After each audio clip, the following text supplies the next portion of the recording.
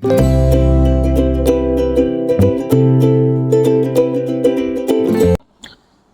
sejahtera, selamat datang ke channel Fels Lifestyle. Terima kasih kerana terus bersama dan terus setia di dalam channel ini. Saudara-saudara, akhirnya setelah Kabinet Baharu Anwar diumumkan, ramai yang mulai memekak, memekik, ramai yang menengking, mengkritik. Tapi dalam masa yang sama, ramai juga memuji, ramai juga yang menganggap struktur hari ini adalah yang terbaik. Kabinet kerajaan yang ada hari ini adalah yang terbaik. Jadi pasti sesebuah kabinet yang disusunkan itu, yang struktur yang telah diatur oleh PMX, pasti sudah dikaji dengan penuh teliti dan dengan penuh tanggung jawab daripada seorang insan yang bernama Perdana Menteri.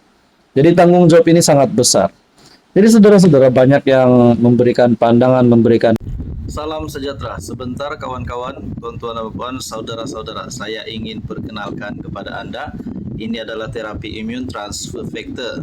Kepada Anda di luar sana yang ada masalah kesihatan, penyakit berulang, kencing manis, kolesterol, diabetes, darah tinggi, gout, gastrik, masalah melibatkan jantung, buah pinggang, masalah melibatkan perut, usus, penyakit kulit, penyakit penglihatan, dan apa saja masalah kesihatan yang Anda alami. Terapi imun adalah jawaban kepada doa Anda. Produk ini halal, selamat dan semula jadi. Produk ini untuk mendidik, meningkatkan dan menyeimbangkan sistem imun badan Anda sehingga mampu melawan pelbagai jenis penyakit. Saya amat rekomen Anda untuk mengambil terapi imun. Sekiranya Anda berminat, Anda boleh menghubungi nombor yang tertera. Jangan tangguh lagi kalau itu untuk kesehatan Anda. Komen, memberikan pendapat masing-masing. Tapi satu yang kita tunggu adalah daripada titah yang di Pertuan Agong. Agong titah Jemaah Menteri Utama Kepentingan Rakyat. Saya sangat suka, saya sangat setuju dengan ini. Kerana kita rakyat Malaysia tidak maulah menteri yang dilantik hanya timbul setelah 1 minggu, 2 minggu dilantik jadi menteri, lepas tu hilang, batang hidung entah ke mana, tidak tahu kabar. Hanya melihat mereka waktu mengangkat sumpah. Tapi buat kerja, sampai orang kampung ataupun netizen, rakyat Malaysia pun bertanya, ada pula menteri ini. Mereka terkejut sebab sebelum ini tidak pernah dengar nama menteri ini, tiba-tiba muncul. Jadi kita mau menteri yang sentiasa bekerja, yang rakyat Malaysia, rakyat nampak mereka bekerja dengan baik, barulah rakyat yakin dengan kerajaan yang ada hari ini. Agong titah Jemaah Menteri Utama Kepentingan Rakyat, yang di Pertuan Agong Sultan Ibrahim juga mahu anggota kabinet sentiasa menjalankan amanah dengan penuh integriti. Yang di Pertuan Agong Sultan Ibrahim bertitah supaya anggota Jemaah Menteri sentiasa menjalankan amanah dengan penuh integriti dan meletakkan kepentingan rakyat sebagai keutamaan. Sultan Ibrahim bertitah, keutamaan kerajaan antara lain perlu menitikberatkan kesejahteraan rakyat, kestabilan negara, serta kemakmuran ekonomi. Seiring prinsip tadbir urus baik, Baginda turut menekankan pentingnya kerjasama di kalangan anggota Jemaah Menteri bagi memastikan pentadbiran negara berjalan cekap dengan berkesan. Menteri dan timbalan menteri perlu sentiasa turun padang mendengar suara rakyat. Anda perlu menjalankan tanggung jawab yang diberikan dengan penuh dedikasi dan komitmen tinggi, titah Baginda kepada Royal Press Office. Terdahulu Agong berkenan berangkat ke istiadat pengurniaan, surat cara pelantikan dan istiadat pengangkat sumpah, jawatan dan setia, serta sumpah simpan rahsia oleh menteri serta timbalan menteri. Pada majlis itu, seramai 7 menteri dan 8 timbalan menteri baharu mengangkat sumpah di hadapan Sultan Ibrahim. Menteri yang mengangkat sumpah ialah Arthur Joseph Kurup, Menteri Sumber Asli dan Kelestarian Alam, Nuraini Ahmad dilantik Menteri Perdagangan dan Komoditi, R. Ramanan Menteri Sumber Manusia, dan Akmal Nasir Menteri Ekonomi. Mustafa Sakmud Menteri di Jabatan Perdana Menteri Sabah Sarawak, Zulkifli Hasan dilantik Menteri di Jabatan Perdana Menteri Hal Ehwal Agama, dan Dr. Taufik Johari Menteri Belia dan Sukan. Anda boleh lihat berita sepenuhnya daripada FMT. Salam sejahtera, selamat datang ke channel Fels Lifestyle.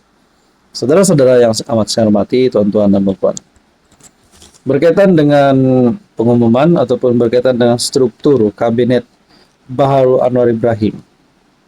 Setelah sehari dua hari saya melihat suasana di media sosial setelah Kabinet Baharu diumumkan, saya sendiri pun telah membuat pemerhatian. Ada yang meletakkan komen, mereka kata, kenapa ada menteri yang rakyat mahu mereka digugurkan masih dikekalkan oleh Anwar Ibrahim.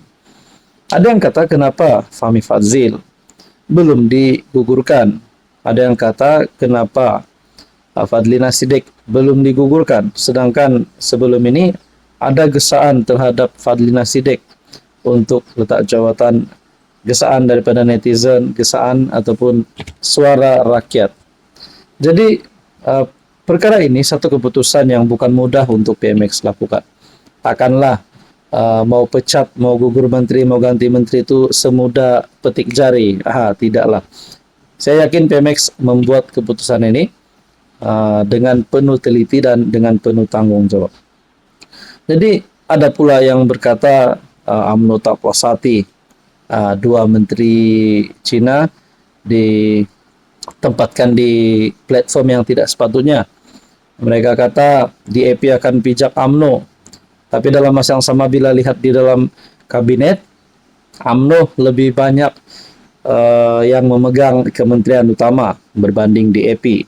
Jadi semua ini menjadi persoalan ramai orang. Jadi masing-masing mempunyai pemerhatian sendiri, penelitian sendiri. Tapi ada yang mulai mempersoalkan, adakah dengan ini Anwar boleh hilang sokongan?